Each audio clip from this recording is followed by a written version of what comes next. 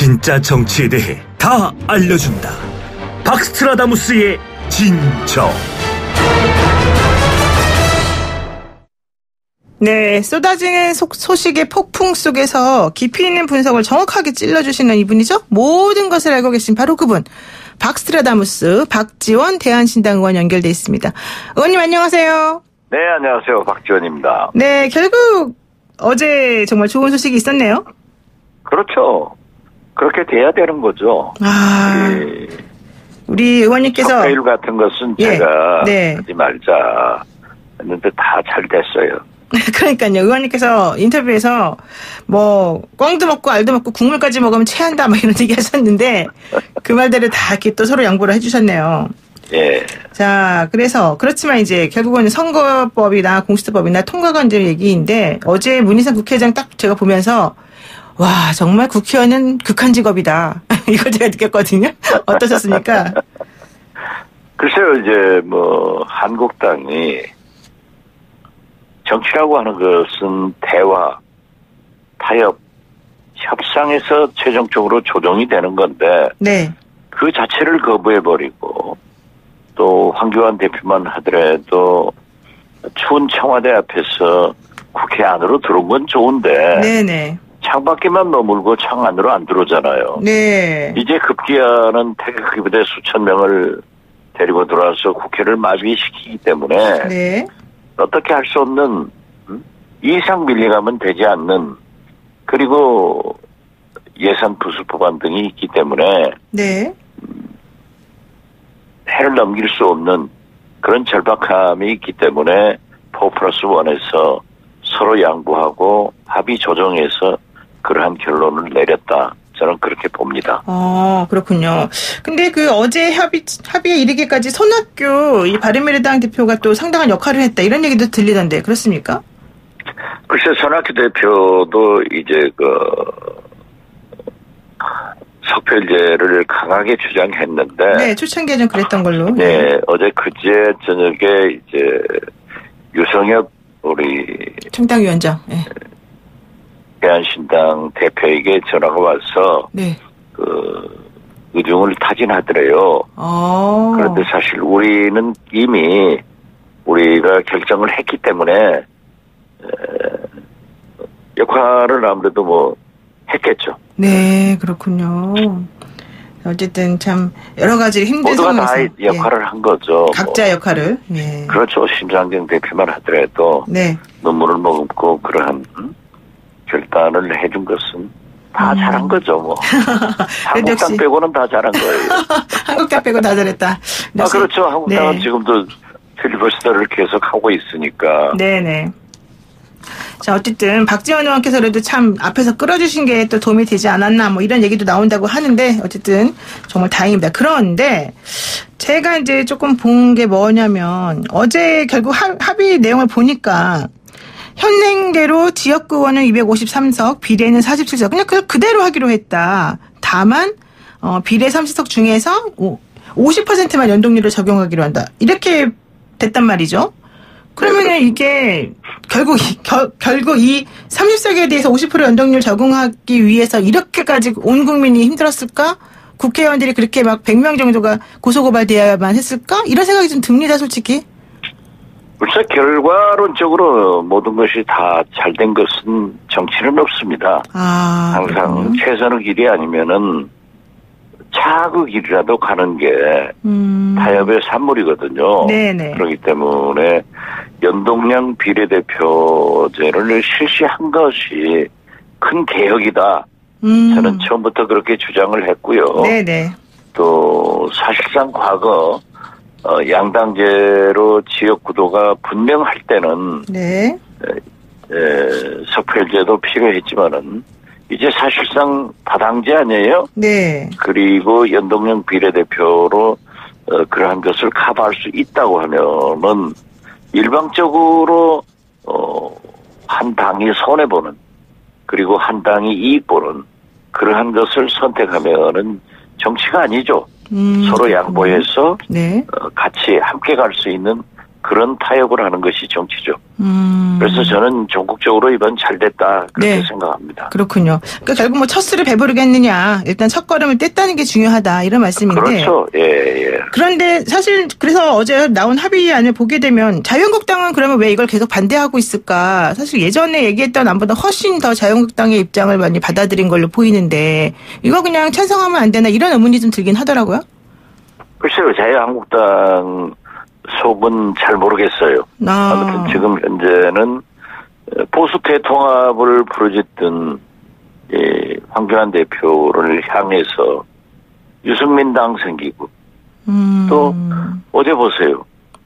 뭐 국민 대통합연대 네네. 이런 것들이 생겨나가니까 네. 결국 황교안 대표 리더십 결과 보수도 4분된다. 오히려 더 쪼개진다. 네. 좀 그렇지 않습니까? 네네.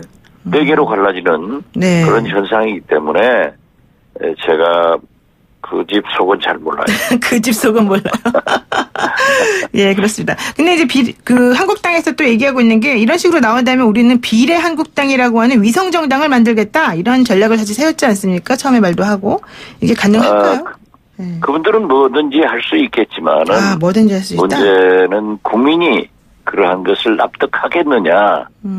그리고 의석 100석이 넘는 제1야당의 책임 있는 행동인가 이런 것을 잘 생각해야 될 거예요. 네. 지금 어제부터 이제 그래서 선거법이 상정이 되고 국회의장을 에워싸고 한국당 의원들이 뭐 연호를 하면서 항의를 하긴 했지만 결국에는 뭐 의장의 진행대로 다 일이 좀 진행이 되는 모습을 보면서 사람들이 아니 도대체 황교안 대표는 뭐 한 거냐 이 리더십이 이게 맞느냐 이런 얘기하는 사람들도 있고 또 심재철이 안 보인다 이런 얘기하는 사람들도 있더라고요. 이건 어떻게 보십니까? 글쎄요. 지금 현재 뭐 황교안 대표와 는 원체 강경하게 네. 절대 문재인 정부가 나갈 수 없도록 발목을 잡고 있기 때문에 네. 들어와서 국회의원이 아니니까 의사당 안으로는 못 들어오죠. 그렇죠. 들어오고 싶어도. 네. 그렇기 때문에 지금 이상 의장을 에워싸고 소리 지르는 의사를 방해하는 그런 분들이 전부 황교안 대표의 지시를 받고 움직이는 거니까 네. 실질적으로 강경하게 이끌어가는 거죠. 뭐. 강경하게 잘하고 있다. 잘하고 있다고는 잘하고 있으면은 국민의 지지도가 올라가야죠. 예. 못하니까 뭐 이낙연 총리에게 네. 대통령 후보 순위도 자꾸 밀려나가고 또 때때로 뭐 한국당 지지도도 올라갔다 내려갔다 하는데 네. 어떻게 됐든 만약 약 1년 전에 취임한 황교안 대표가 네. 지금처럼 하지 않고 일반적으로 국민이 생각했던 황교안 대안을 내고 국회에서 타협 조정하고 새로운 정치를 보였으면은 진짜 우리 진보 세력으로서는 큰일 날 뻔했어요. 그래요? 그런데 저렇게 네. 잘 해주니까 거듭 말씀드리지만 문재인 대통령은 야당복 탔다고 제가 얘기를 했는데 지금 보니까 천복을 탔다니까요. 천복을 타요. 그렇군요. 그런데 또 이런 얘기도 있습니다. 황교안 대표가 물론 당내에서도 이 지지하시는 분과 아닌 분이 좀 갈리긴 하지만 그동안 너무 모범생 이미지였고 너무 이렇게 좀 꽃길만 걷는 그런 모습을 보였기 때문에 이번에 이런 식으로 좀 강성 이미지를 보임으로써 내부 결석을 다지고 본인에 대한 콘크리트 지지층을 확보하려고 하는 거다. 이게 뭐 옳고 그름을 떠나서 이게 전략이다. 이런 얘기 하시는 분들이 있거든요. 그건 장애투쟁이라고 하는 것은 필요한 겁니다. 네. 그렇지만은 국민이 어떠한 사안에 대해서 비등점에 여론이 부글부글 끓을 때까지 끌어올려가지고 네네. 순식간에 광화문을 나가서 장애투쟁을 해서 그 모습을 강한 모습을 보여가지고 정부 여당과 협상의 방법으로 삼아야지. 그건 버리고 대화는 버리고 365일 장애투쟁한다고 하면은 국민은 식상하고 네네. 결과물로 나온 게 뭐예요? 아무것도 없잖아요. 네, 그렇군요. 그렇기 때문에 잘못돼 가고 있다 하는 거죠. 네네. 옛날에 김대중 대통령 같은 분은 또 YS 같은 분은 그렇게 싸워가지고 결과물을 얻어내잖아요. 네네, 그렇습니다. 그런데 지금 황교안 대표가 얻어낸 게 뭐 있어요? 그렇군요. 그리고 항상 정치라고 하는 것은 문재인 대통령이 이것을 잘못하니까 시정하라. 그리고 우리는 이렇게 하겠다 하는 대안을 내야 되는데 네. 그것도 없잖아요. 지금 황교안 대표가 거의 1년 당대표 하면서 내놓은 게 뭐 있어요?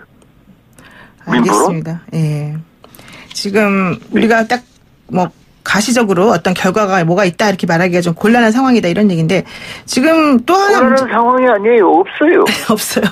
예. 또 하나 문제가 되는 거는 지금 전광훈 목사와의 관계에 대해서 또 얘기들이 있습니다. 전광훈 목사가 사실은 오늘이 크리스마스 이브입니다만 의원님 메리 크리스마스입니다. 그 크리스마스 이브입니다만은 우리나라가 곧 망한다. 하느님으로부터 들은 말이다. 뭐 이런 얘기까지 하면서 논란을 야기시켰는데 이 황교안 대표가 이런 사람하고 왜 계속 유대관계를 갖고 있느냐. 이거 내가 매우 부적절하다. 이렇게 보는 시각들이 많거든요. 글쎄요. 정광훈 목사는 제가 공개적으로 성직자에게 성토하는 것은 바람직하지 않지만은 네. 그러한 말씀을 하기 때문에 네. 국민들이 전광훈 목사를 존경하지 않잖아요. 네. 말씀을 신뢰하지 않잖아요. 네. 자꾸 하느님이 나에게 이렇게 했다라고 하기 때문에 그 신성한 하나님조차도 전광훈의 하나님은 네. 믿지 못할 하나님이다. 믿지 못할 하나님. 이런 생각을 갖는 거예요. 네. 아무리 황교안 대표가 독실한 기독교 신자라고 하더라도 그러한 언행을 하는 목사님과 교본을 가지고 그렇게 자주 얘기를 하는 것은 네. 그 자체가 국민들한테 어떻게 보이겠어요? 네, 알겠습니다. 단순한 목사님 같으면은 얼마든지 영적 지도를 받는 것은 다행한 일이고 기도를 같이 하는 것은 다행한 일이지만은 전광훈 목사 아니에요. 네, 알겠습니다. 어제만 보더라도 네. 제가 어제 이재호 국민통합연대 상임집행위원장에게 그랬어요. 왜 그 행사에 네. 전광훈 목사 같은 사람이 가서 축사를 하느냐? 그랬더니 뭐라던가요? 웃기는 일 아니에요. 네. 그러니까 너희 그 국민통합연대의 출범은 네. 완전히 전광훈 목사의 축사로 인해서 희화화됐다. 네, 희화화됐다. 그러니까는 아니 거기 와서 축사하는 게 뭐가 나쁘냐.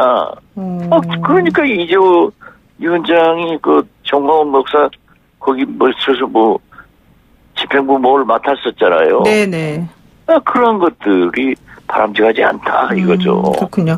의원님 하나만 제가 마지막으로 여쭤보겠습니다. 어제 그 조국 전 장관에 대해서 사전 구속영장이 청구됐는데요. 영장 청구와 발부 어떻게 보십니까? 노영 변호사가 저한테 물으면 어떻게 돼요?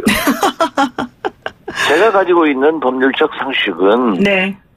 직권남용은 구체적으로 범행이 잘 소명돼야 되잖아요. 네. 나타나야 되는데 그러한 것이 없고 또 상당히 정책적 판단을 했기 때문에 이광철, 백원우 비서관들과 합의해서 네. 공무원의 사표 처리가 그 이상 강한 징계가 어디 있어요. 그렇기 때문에 저는 민정수석으로서 네. 또 당시 유재수 국장의 범행은 그 이상 밝혀진 게 없어요. 그렇군요. 그렇기 때문에 사표 처리를 한 것은 정책적 결정으로 과거 IMF 때나 모든 정책의 결정은 무죄가 됐거든요. 네. 그래서 저는 물론 사법부의 판단은 존중해야 되지만은 영장이 기각되지 않을까 그렇게 생각합니다. 알겠습니다. 영장이 기각될 것이다. 이번에 박스트라다무스의 또 하나의 예언으로 저희가 뵙겠습니다. 오늘 말씀 여기까지 듣겠습니다. 고맙습니다. 네, 감사합니다. 네, 지금까지 박지원 대한신당 의원이었습니다.